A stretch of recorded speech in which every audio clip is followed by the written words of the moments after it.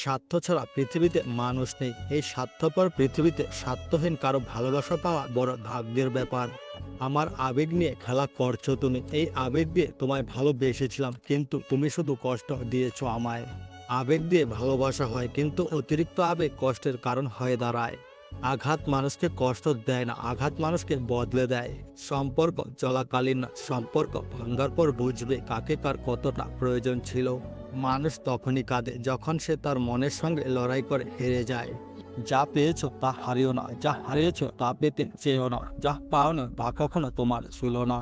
কান্না লুকিয়ে যে একবার হাসতে শিখে গেছে তাকে আর কোনোদিন কাঁদাতে পারবে না। কারো বেশি কাছাকাছি যেও না, কারণ তার আচরণে ছোট্ট একটি পরিবর্তন তোমাকে অনেক বেশি কষ্ট দিতে পারে।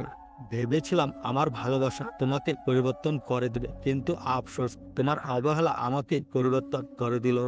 গরিব ছেলেরা কারো প্রিয় হতে পারে না, তারা প্রিয় হয় শুধু প্রয়োজনে, এটাই বাস্তব। প্রতারণা করার জন্য অনেক অনেক ধন্যবাদ, কারণ তুমি না থাকলে আমি পৃথিবী বুঝতে পারতাম না। কখনো কারো প্রয়োজন ছিলাম না, সবসময় সাধারণ প্রয়োজনটাই ছিলাম। পাপ যত ছোট হোক তার থেকে দূরে থাকার চেষ্টা করো, আর পূর্ণ যত ছোট হোক তাকে আলম করার চেষ্টা করো।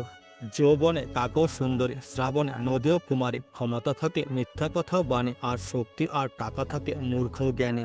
মানুষ জীবনে 6বার হেরে যায়: 1 টাকার কাছে, 2 ভালোবাসার কাছে, 3 সময়ের কাছে, 4 বিবেকের কাছে, 5 বন্ধুর কাছে, 6 অবশেষে মৃত্যুর কাছে।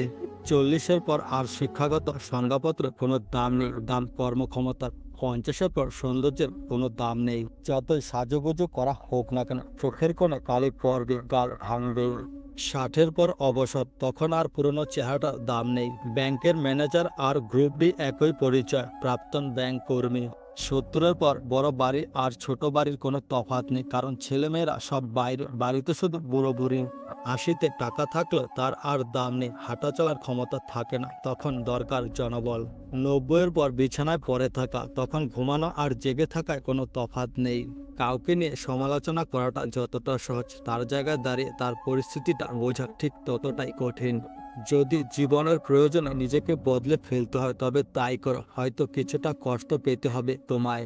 তবুও যে তোমার মূল্য বোঝে না তার অপেক্ষায় থেকো না। কথাগুলো কেমন লাগলো? যদি ভালো লাগে তাহলে আমাকে কমেন্ট করতে একদম ভুলবে না।